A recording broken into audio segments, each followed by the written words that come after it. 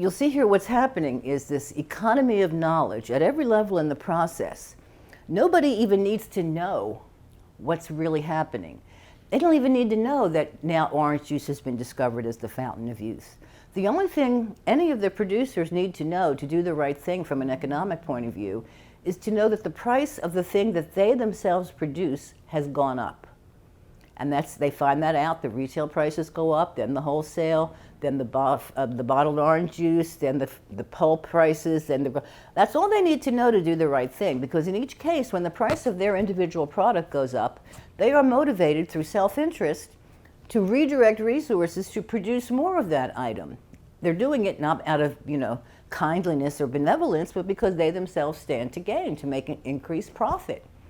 It's totally self-interested, but it also turns out to be the right thing to do from a social point of view. Because what's the increase in price mean? Remember, let's go back to the beginning. The increase in price came about from an increase in demand. People want more orange juice. So at every level of the process, the producers are led to do exactly what they should be doing, putting resources into the production of more orange juice, which is what is demanded by the consumer. Consumer is ultimately driving this process, but it manifests itself, their desires manifest itself through the continual upward pressure in the prices of the inputs that go into producing the orange juice. Okay, now, again, I've simplified things. I've talked about 5 different steps in the chain of production, but actually there's a whole lot more. Stop for a minute and think about all the different industries that in any way, shape, or form are involved in bringing a plastic gallon jug of orange juice to the shelves of Publix. I'll just name a few, but maybe I'll ask you to fill in. I can't name them all because there's so many. Okay, let's just take into account, the truckers who have to drive this extra orange juice to the stores, or let's take the people who make the plastic jugs, the firms who make those jugs, they're getting unexpected orders. The people who make the chemicals that go into making the plastic, they're getting an increase in demand. The people who make the paper labels that go on the front of the jug, there is an increase in demand for those. The people who make the ink that goes on the paper, on the labels, the people who make the glue, the people who make the machines that are operating in all these various factories, they're getting an increase in demand, let alone the actual laborers who are working, whether in the field or in the factory or on the truck. There's an increase in demand for labor, so people are being hired and pulled into the orange juice production industry.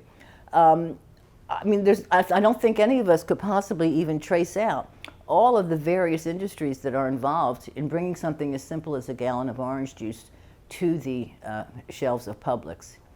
Later on in this section, I'm going to show you a little film, very famous film called I, Pencil, which gives you a clear idea of the incredible complexity of the chain of production in a complex market economy such as our own. But for now, we're interested in focusing on the role of prices in this process. And at all levels, it's the information condensed in the price that tells producers what to do. In short, the production, we said in the early that capitalism is defined by private ownership of the means of production, which means that individuals have the right to allocate their resources as they see fit, to make decisions about the allocation of their resources. Well, entrepreneurs and companies in a market economy will invest their own resources, allocate their personal resources into the production of goods and services because they want to make a profit, but they know what to produce because they're able to read the relative price structure across society. You can produce anything you want, but it doesn't mean you're going to be successful. If you want to be successful, you have to produce things that people want and are willing to pay for. And how do you know what that is? You know by the movement of relative prices. And as the prices go up, that tells the producers people want more, or it's in limited supply and more is needed. And this is why market economies are so successful. Because remember, we said we need to have the knowledge of what to produce, how to produce it, and what people need or want. Well, it's the prices that contain all that information.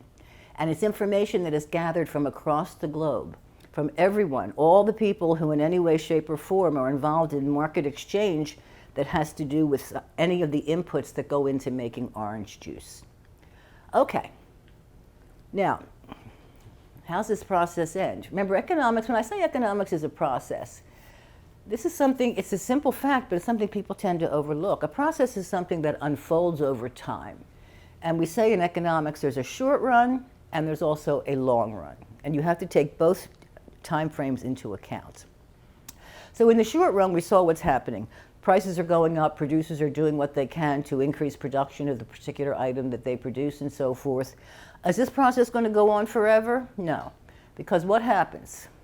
Okay, now you probably have heard what is price? It's the intersection of supply and demand, right?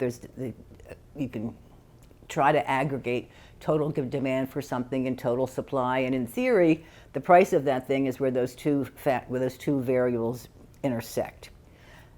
Okay, that's complicated. Let me try to give you a more concrete understanding of what's actually happening here.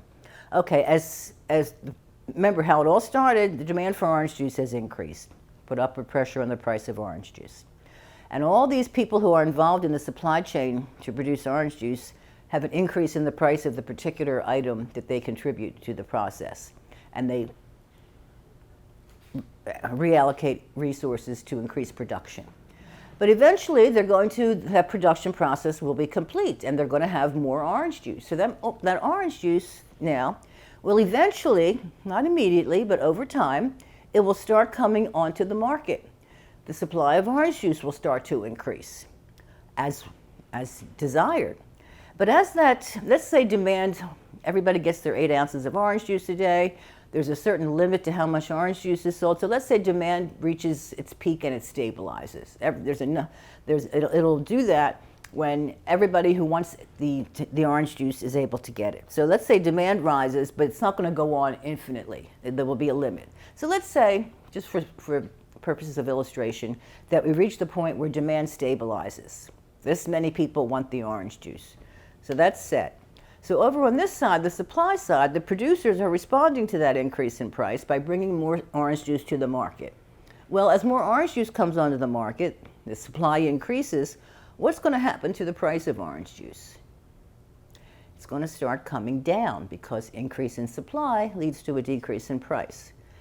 And that will keep happening. As long as producers keep producing more orange juice, more and more orange juice will eventually come onto the market, which means there's going to be continued downward pressure on the price of the orange juice gallon. Now, where's it going to end? It will end, this gets a little complicated, so bear with me. I have to bring in a few technical terms here. Demand is stable, the supply of orange juice keeps increasing, so the price of orange juice keeps coming down, and it will go down, it will keep coming down until it reaches some point where it will no longer go down. And that point is when the rate of return on investing in orange juice production is no higher than the rate of return on investing in any other stable, mature industry in society. Let me talk about this for a minute. There is something in economic theory called a normal rate of return. Your rate of return is just the amount of profits you make relative to your investment, all right? 5%, 10%, 1%, 15%. And there's a whole class of people that exists throughout the world. You can call them investors, sometimes venture capitalists, they have various names, but their whole purpose in life is to scour the globe looking for investment opportunities. They want to make as high a rate of return as they can. We all do. You'd rather make 5% on your investment than 1%. Or what are the banks paying now? 0.5%, which is almost like zero. But anyway, so investors are always looking for investment opportunities. And how do they know where those investment opportunities are? The same way the producers do, by the relative price structures in the world. Actually, it's a global market economy in many ways. So they're scouring the world looking for places where prices have gone up, because that tells them if you invest there, in the short run, you have a chance to make a higher rate of return than in an industry where prices have not had any movement or where they've gone down. So investors will see that the price of orange juice has gone up. And in the short run, orange juice investors are making a higher than normal rate of return, more than they can make by investing their money in other stable industries that are not growing. And so they will shift their investment into orange juice production. And that's what funds all this increase in production that we've been seeing. And so They will keep investing in additional orange juice production as long as they're making a higher than normal rate of return. But as the supply starts increasing, the price of orange juice starts coming down, which means that the rate of return on investment in orange juice production is coming down. And that will keep falling until the rate of return in orange juice production is the same as it is for any other stable, mature industry. So nobody's going to put any additional money into orange juice. And so that reaches what sometimes in economics is called the equilibrium price, where it stays. And what's it look like at the end of this whole process? Well, there's more orange juice, but the price of the orange juice has been pushed down to its lowest possible so that investors only are getting a normal rate of return. There won't be any additional investment in orange juice, and it won't be any taking away from orange juice production. It will be a stable industry. And the price will have been pushed down as low as it possibly can, where people can still make a profit that makes it worth their while to invest in orange juice production. And how do we know that? Because with competition in the marketplace, if the price is too high, if people are charging more than is necessary to actually produce that item, others will see that and they will jump into the market and they will go in to produce it to bring the price down, because if you can sell this identical product at a lower price, you will take business away from those people who are charging more than they need to. So the competitive market forces will drive prices down to the lowest possible price. Now, who benefits from that? The consumer. The market, ultimately, the chief beneficiary of the market process is the consumer. Contrary to a lot of nonsense that's said about the market process, the market doesn't really help people, and people in business don't really like the market process.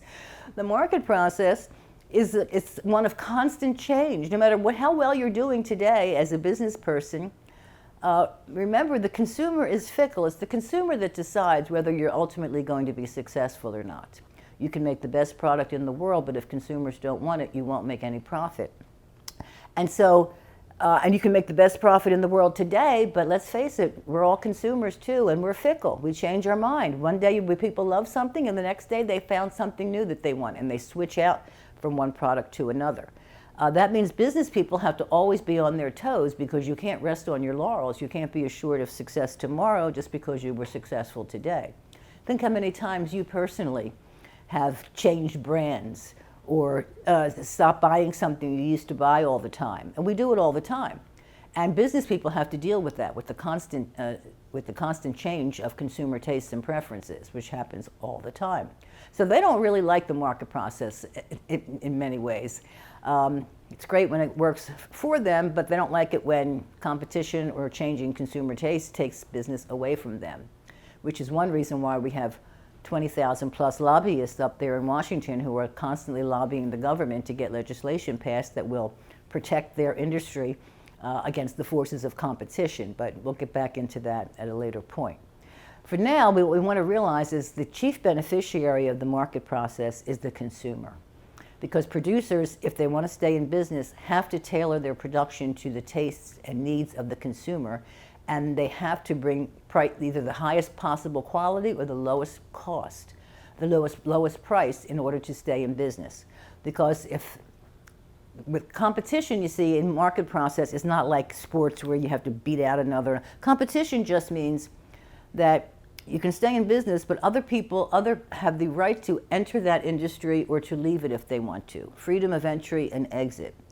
And the reason the reason the market benefits the consumer is because if a firm is producing inferior quality, let's say, another firm comes along and says, I can do better than that for the same price, and they produce a better product at the same price, what's going to happen? Consumers will switch and go to the company that can produce the higher quality product at the same price. Or, let's say they produce the same quality product. If one producer can do it more cheaply, he has every advantage to enter that market and do so, because he will take business away from the one who is charging more. So in the end, the competitive process benefits the consumer by producing the highest quality and the lowest cost items tailored to the precise tastes and interests of the consumer. There's a term for this in economic theory. We say in the market, the consumer is sovereign. Sovereign, that's a word we understand. God is sovereign. What does that mean? It means that God is the ultimate authority. In the marketplace, the consumer is sovereign, which means that in the end, as I said, as a producer, you're free to give it a shot to produce whatever you want if you think people will want it, but people don't have to buy it from you. So if you want to be successful, you necessarily have to tailor your production to take into account the tastes and desires of the consumers. The consumers ultimately decide what stays in production, right? They are sovereign in the end. And so they are the chief beneficiaries of the market process. Market is not there to help business or entrepreneurs or anything like that. It's to help the consumer.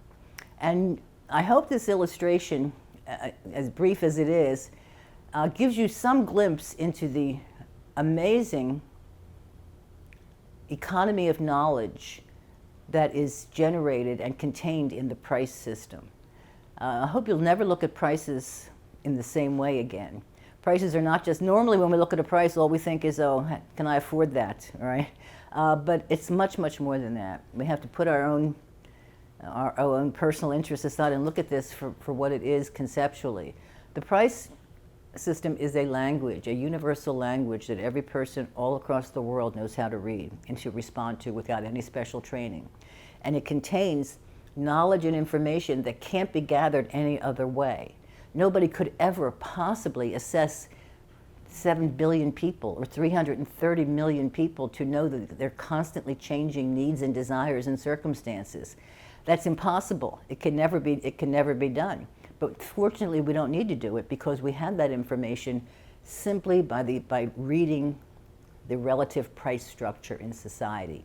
That tells us all we need to know. It tells us whether a good is abundant or scarce, and whether people want it or don't want it. And that's how the scarce resources of this world are allocated in a market economy. And it's the reason for their great success and prosperity. Because the market is a method of recording consumer preferences and allocating resources. It's an information system that spontaneously transmits knowledge through the signals sent out by prices. That's a very profound statement if you really think it through. And once you understand and see the nature of prices and their role in an advanced civilization such as our own, you can never unsee it. It will change your perspective on the world. And I hope you will spend some time really thinking this through and trying to apply this theory and the examples that we've gone through as you perceive the world around you and appreciate what we have. This amazing system that nobody ever created, but that man stumbled upon through many centuries of trial and error experience. It truly is, Adam Smith summed up this process once by saying that it's the market process. He sort of suggests that it must be God's design or an aspect of God's providence. He says, the market seems as if it is guided by the invisible hand. And he meant of God, that somebody, a higher authority, must have been in the background of this amazingly beneficial system that no human being ever designed, but that we all benefit from. So I hope you will give it some serious thought and really begin to try to understand how the market process, the price system, operates and serves all of us, every person in this world of inherently limited resources and essentially dispersed knowledge. Okay, I'll be back shortly for a deeper discussion of the invisible hand and also an important question, what is capital? All right? Till then, bye.